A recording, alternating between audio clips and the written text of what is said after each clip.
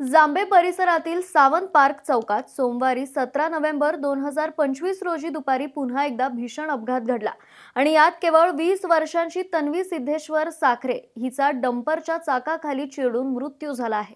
तन्वी आपल्या वडिलांसोबत दुचाकीवरून जात असताना हा अपघात झाला। डंपर क्रमांक MH14HU 9855 त्यांच्या अगदी समोरून आला आणि क्षणात सर्व काही संपलं। तन्वीचा जागीच मृत्यू झाला तर तिचे वडील किरकोळ जखमी असून त्यांच्यावर प्राथमिक उपचार सुरू आहेत। अपघातानंतर डंपर चालक मात्र घटनास्थळावरून फरार झाला आणि हा प्रकार इथे पहिल्यांदाच घडला आहे का? तर अजिबात नाही। हिंजवडी आणि आसपासच्या परिसरात अवजड वाहनांमुळे अपघातांचे प्रमाण दिवसेंदिवस वाढतच चालले आहेत।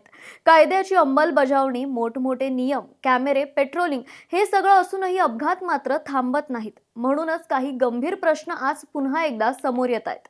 हिंजवडी परिसरात असे अपघात वारंवार का घडत आहेत? याआधीही अनेकांनी जीव गमावले तरीही ठोस आणि कायमस्वरूपी उपाय का होत नाहीत? डंपर चालक फरार आणि पुढे काय?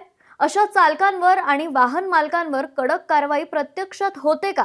ज्या कंपन्यांच्या कामासाठी हे अवजड वाहनं धावतात त्यांच्यावर कधी जबाबदारीची वेळ येते का? रोज हजारो नागरिक जीव मुठीत धरून या रस्त्यांवरून प्रवास करतात। याची प्रशासन दखल कधी घेणार? हिंजवडी परिसरात अवजड वाहनांची अनियंत्रित वाहतूक, रस्त्यांवरील बेफिकीर वाहन चालक आणि वेळोवेळी डोळ्यांसमोर घडणारे अपघात यामुळे लोकांमध्ये आधीच संताप आहे।